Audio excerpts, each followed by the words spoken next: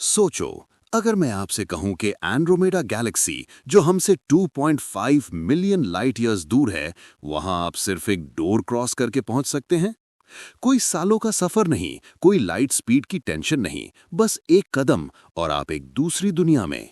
Science fiction movies जैसे Interstellar या contact में हमने ये देखा है, लेकिन क्या रियलिटी में ऐसा कोई कॉस्मिक सबवे एग्जिस्ट करता है? आज हम बात करेंगे वर्म होल्स की, जिसे साइंस की भाषा में आइंस्टाइन रोजन ब्रिज कहते हैं। कुर्सी की पेटी बांध लीजिए, क्योंकि ये सफर दिमाग घुमाने वाला है। दोस्तों, सबसे पहले समझते हैं कि ये कॉन्सेप्ट आया कहां से। 1915 में अल्बर्ट आइंस्टाइन ने अपनी general theory of relativity publish की थी। उन्होंने बताया कि ग्रेविटी कोई फोर्स नहीं है जो चीजों को खींचती है, बल्कि ये स्पेस टाइम का कर्वेचर है।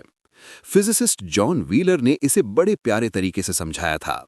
Space tells matter how to move and matter tells space how to curve. Imagine कीजिए, स्पेस टाइम एक स्ट्रेच्ड कपड़े की तरह है। अगर आप उस पर एक भारी बॉल रखेंगे तो वो जुट जाएगा। आइंस्टाइन का कहना था कि अगर मास बहुत ज्यादा हो तो कर्वेचर इतना एक्सट्रीम हो सकता है कि वो स्पेस के दो अलग पॉइंट्स को जोड़ दे। अब आते हैं असली ट्विस्ट पर। 1935 में आइंस्टाइन और उनके कोलीग नेथन रोजन एक ऐसी थियरी पर काम कर रहे थे जो पार्टिकल्स को डिस्क्राइब कर सके। उन्होंने श्वार्ज़चाइल्ड इक्वेशंस का सहारा लिया। उन्होंने देखा कि मैथमेटिकली एक ब्लैक होल की सिंगुलैरिटी, जहां डेंसिटी इनफाइनाइट होती है, दो शीट्स या यूनिवर्सेस को कनेक्ट कर सकती है। इसे ही उन्होंने आइंस्टाइन रोजन ब्रिज कहा। मैथमेटिकली ये एक थ्रोट की तरह दिखता है जो दो माउथ्स को जॉइन करता है। लेकिन यहां एक प्रॉब्लम थी, ये ब्रिजेस नॉन ट्रैवर्सेबल थे। इसका मतलब अगर आप इसके अंदर जाएंगे तो ये इतनी जल्दी कोलैप्स हो जाएंगे कि आप दूसरी तरफ कभी निकल ही नहीं पाएंगे। बेसिकली ये एक ऐसा रास्ता था जो बनते ही खत्म हो जाता था। वर्म होल्स का सफर तब एक्साइटिंग हुआ जब 1980s में मशहूर एस्ट्रोनॉमर कार्ल सेगन अपनी नॉवेल कॉन्टैक्ट लिख रहे थे। उन्हें अपने कैरेक्टर को फास्ट ट्रैवल करवाना था, तो उन्होंने अपने दोस्त और फिजिसिस्ट किप थॉर्न से पूछा, क्या कोई ऐसा वर्म होल हो सकता है जिससे इंसान सेफली गुजर सके? थॉर्न और उनके स्टूडेंट माइकल मॉरिस ने कैलकुलेशंस की और उन्हें पता चला कि ट्रैवर्सेबल वर्म होल्स थियोरेटिकली पॉसिबल हैं, लेकिन एक शर्त थी, आपको उसे खुला रखने के लिए एग्जॉटिक मैटर की जरूरत पड़ेगी।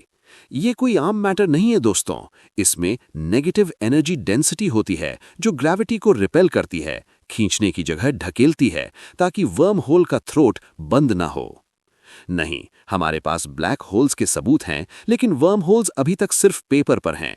कुछ फिजिसिस्ट का मानना है कि ये माइक्रोस्कोपिक स्केल पर, जिसे हम क्वांटम फोम कहते हैं, हर वक्त बन और मिट रहे हैं।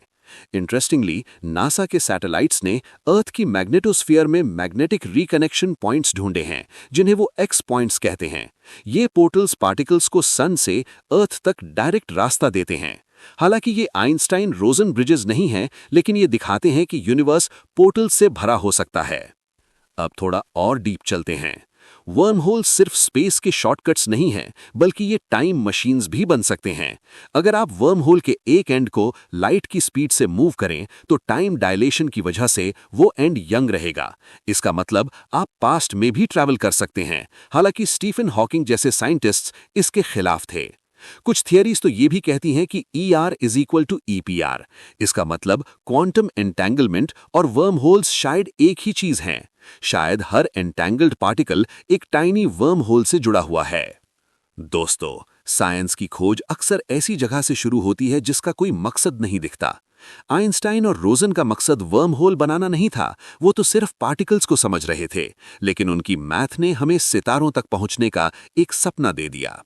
हम शायद आज एंड्रोमेडा नहीं जा सकते, लेकिन हमारी क्यूरियोसिटी हमें वहां हर रोज ले जाती है। वर्म होल्स हमें याद दिलाते हैं कि ये यूनिवर्स जितना हम सोचते हैं उससे कहीं ज्यादा मिस्टीरियस और कनेक्टेड है। क्या पता शायद फ्यूचर की कोई super advance technology in microscopic bridges को बड़ा कर सके। तब तक के लिए keep looking at the stars, क्योंकि वहां ऊपर कोई ना कोई रास्ता हमारा इंतजार कर रहा है। अगर आपको ये कॉस्मिक जर्नी पसंद आई तो लाइक जरूर करें,